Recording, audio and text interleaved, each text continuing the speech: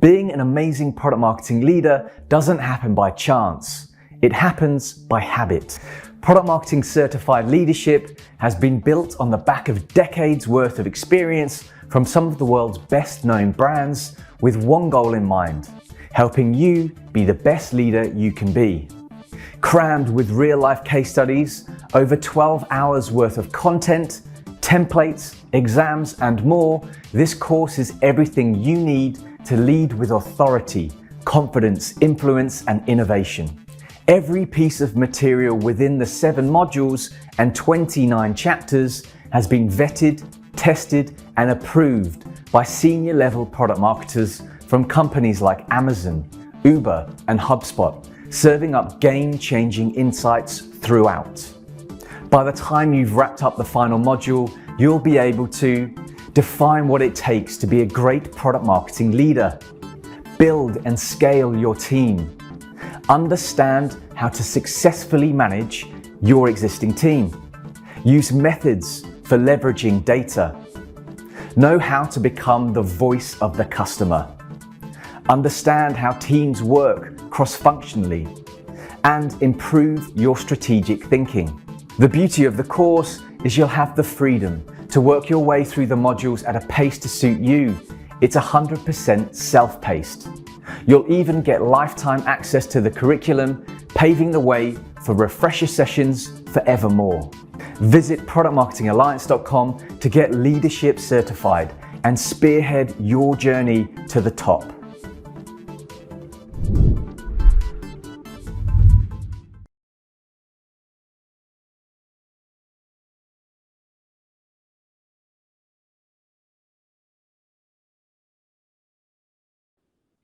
Hi there, my name's David Parker. I'm the head of product marketing at Xero. I'm really excited to be here today and share with you some of my experiences around shaping the role of product marketing within the product development lifecycle.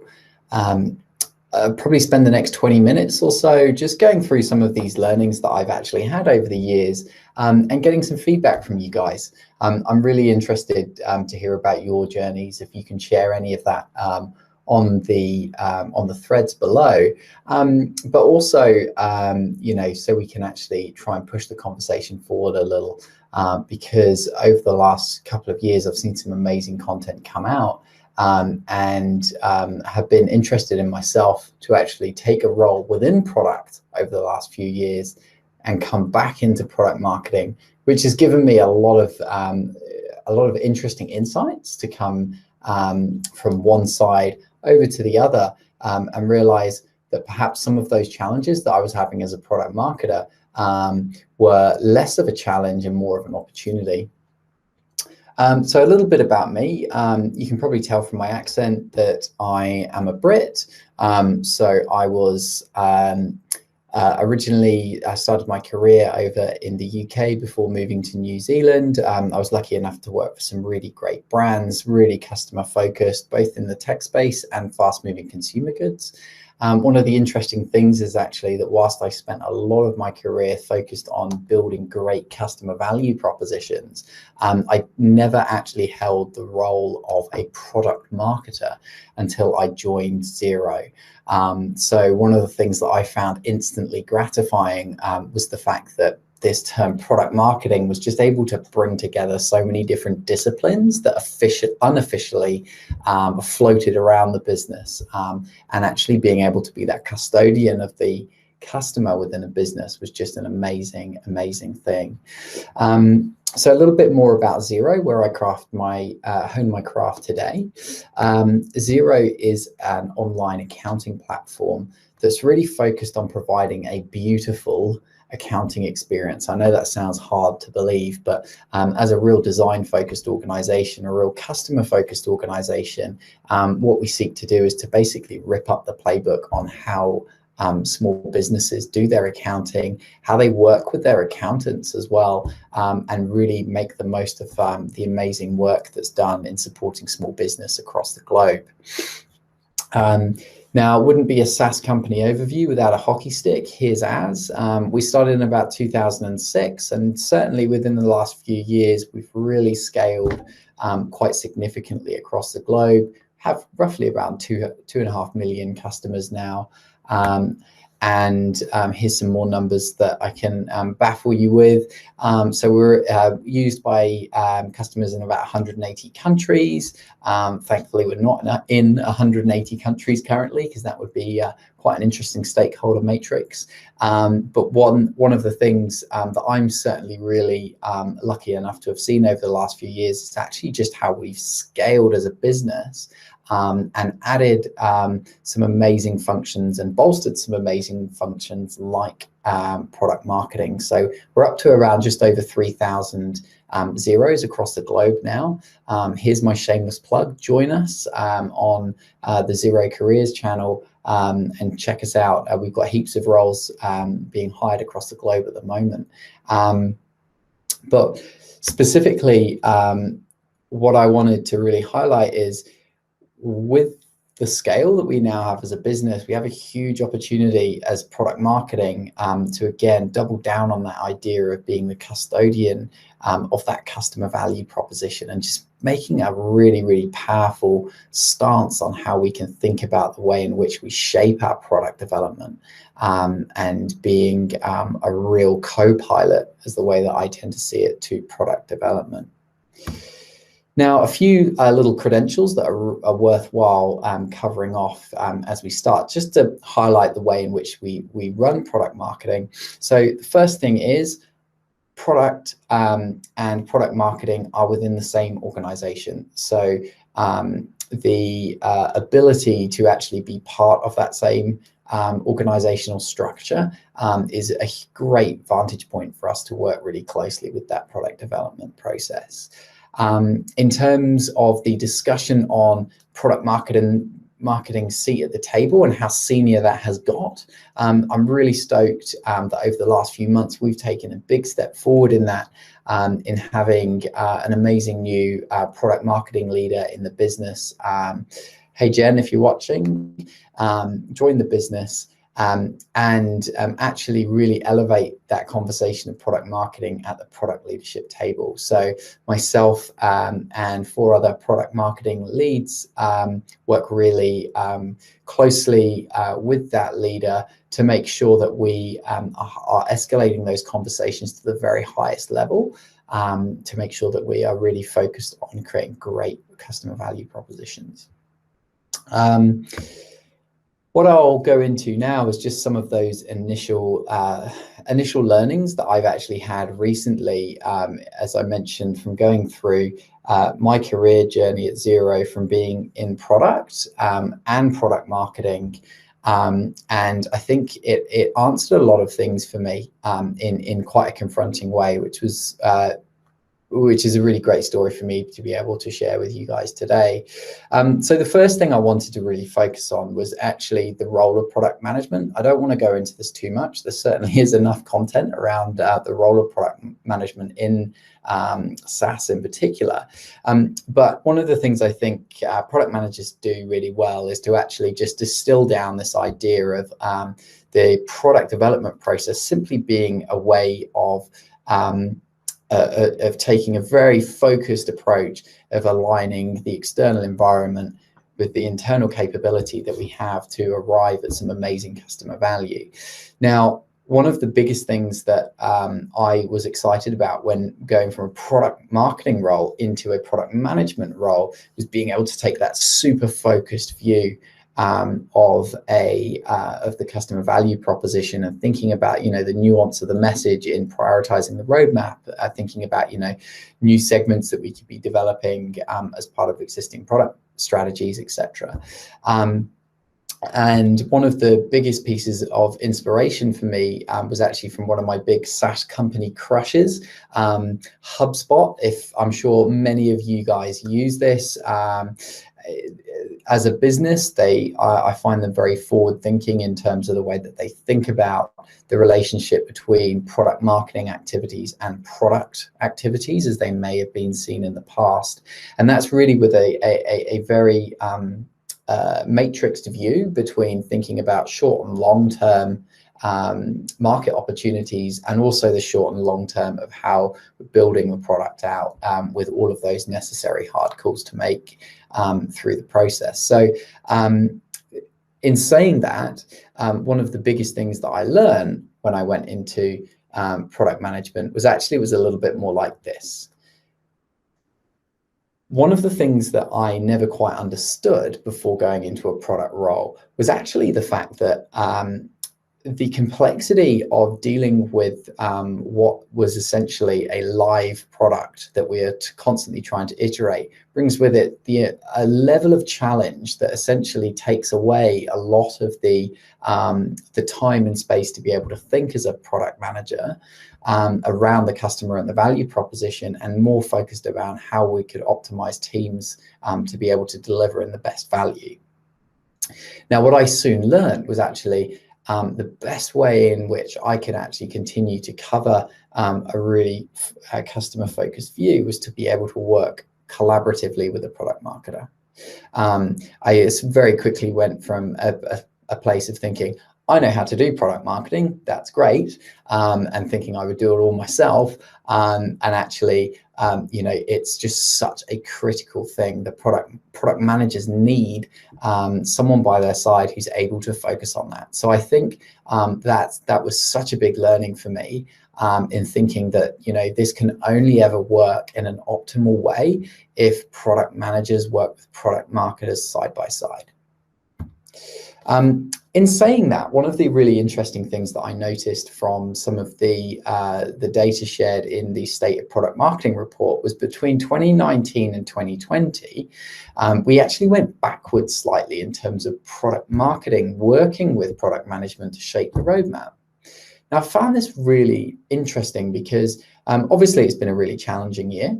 Between 2019 and 2020, heaps has gone on. The world has changed. The way in which we structure our teams has changed in many organizations. But I think it's a really important thing to ponder on, because if product marketing is to add the value that it has the potential to do in all organizations, then this balance must change. And it must become much closer to 100%. So in saying that, one of the things that I have also experienced in my career within the product marketing space is actually how to make sure that as a product marketer, you are being able to, for the want of a better word, control that process of getting to market. And one of the things that I had to really quickly learn was actually, if you as a product marketer aren't in that pod, if you're not involved in that product development process, things will progress without you.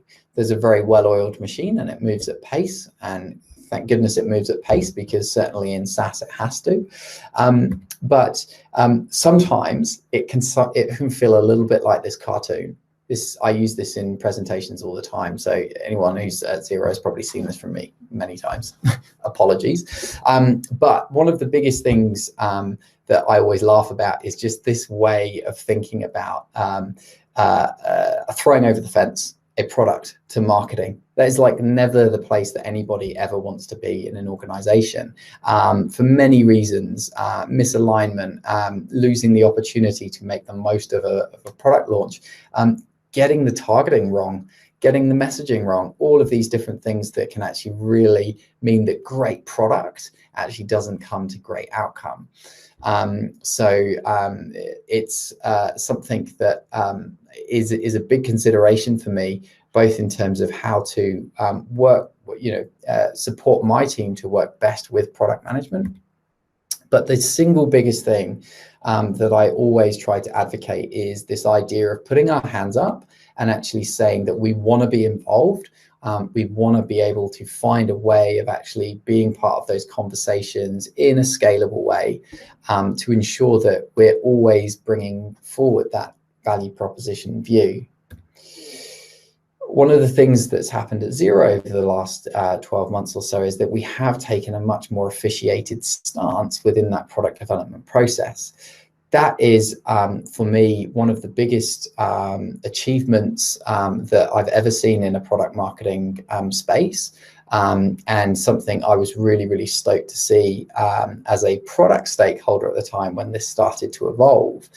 But I think one of the biggest things that I would say, knowing that many organizations don't quite yet have a structure where everyone has their part to play in a very linear process, is actually the most important thing to harbor is that relationship. The relationship between a product marketer and a product manager is such an important one and needs to sit right at the very, very heart of success as a product marketer. Actually, the level of understanding that a product marketer has of their product management stakeholder in terms of their strengths, their weaknesses, their needs, in order to make sure that the product developed is really focused on that customer and market outcome is just such a critical skill. Now, the next part that I'm going to go into is very much related to that previous slide I showed that basically outlined that product marketing pod. This one right here. Now, where we get to in scenarios like this is that essentially there will be a process. And goodness me, product marketing is very, very good at coming up with processes. It's one of the things that I sometimes find the most interesting about the way that we can shape up our teams for success. But earlier on in my career, I had to learn very, very quickly that whilst we can create amazing lucid charts, slides with slide decks with 30 plus pages, this doesn't necessarily mean change.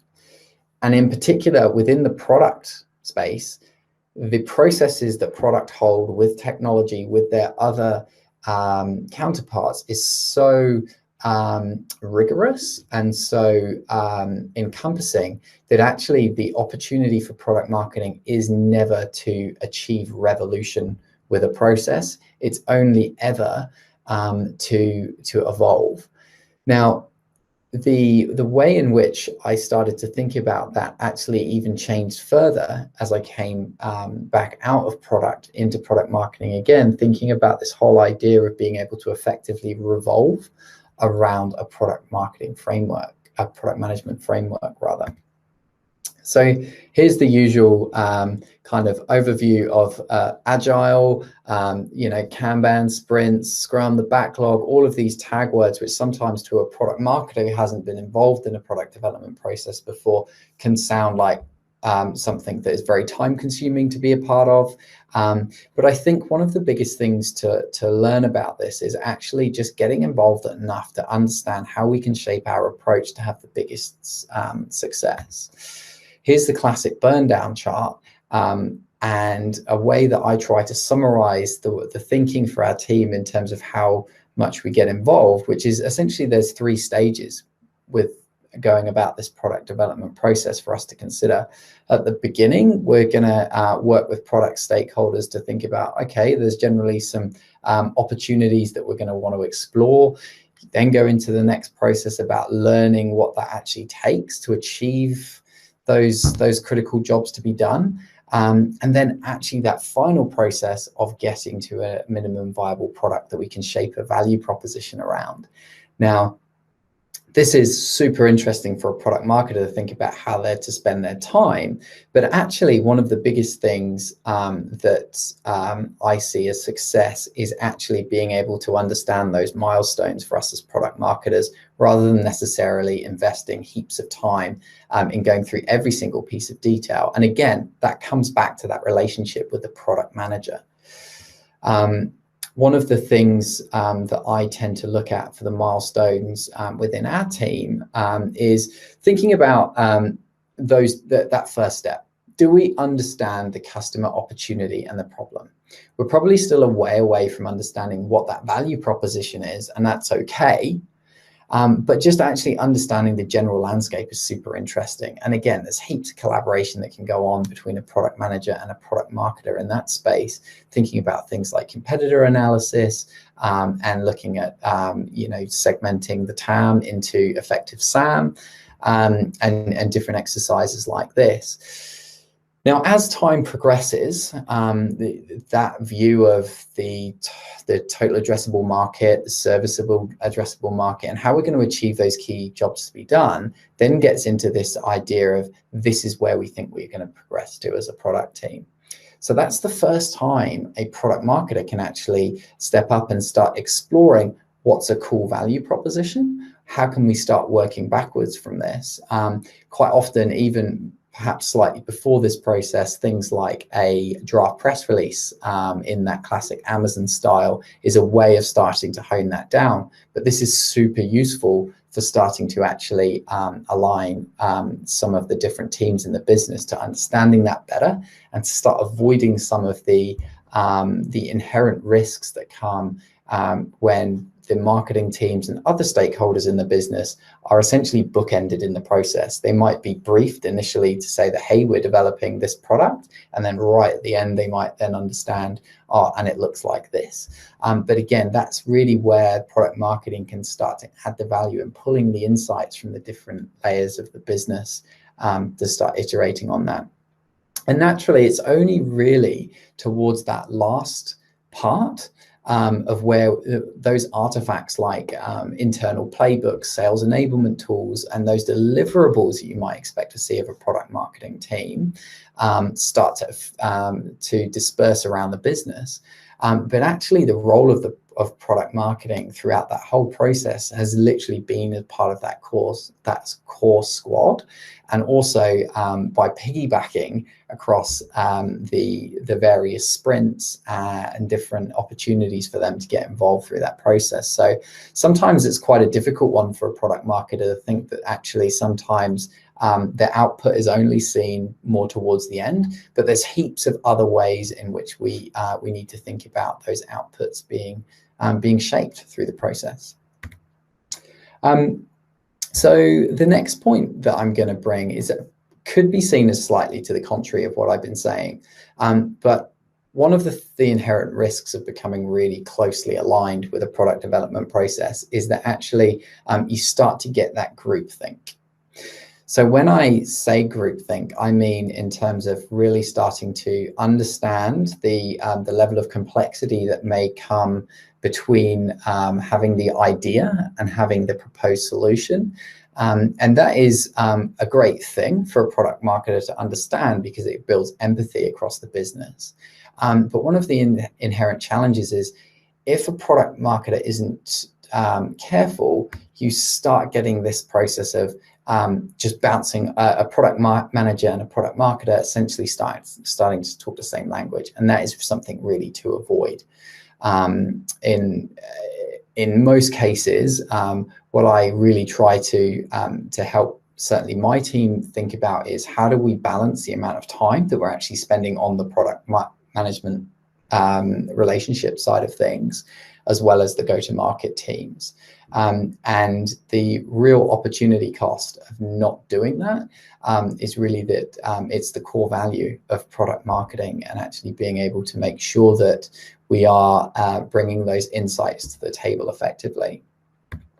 One little tool that I've tried to use in the past is sometimes actually just thinking about how much time, you can even do it by looking at your Google Calendar, is how much time have I spent with different stakeholders? And included within those different stakeholders is your other go-to-market peers, specifically product marketing, but really understanding actually how much you're weighting your time towards the different areas, because depending on the type of product marketing role you're in, actually it might mean that you're just spending your time mostly with your product development pod, and there's a huge risk in doing that by not having that broader view.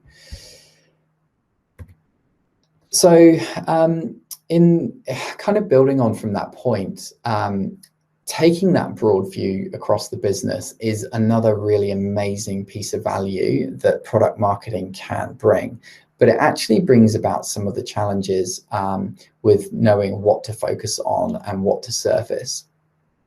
So one of the big developments in product development that's kind of happened over the years has been this idea of OKRs, and this idea of these single results and metrics that mean so much to a product team and a product delivery process. But actually in a product marketer's mind, there might be many, many more different ideas and achievements that might be softer metrics. They might not be as hard as a particular adoption metric, but then again, they might also be something that is incredibly important from a commercial standpoint. So things like CAC, LTV, other KPIs that exist around customer success functions, bringing those into the product development process in a really, really strict way can be really, really valuable.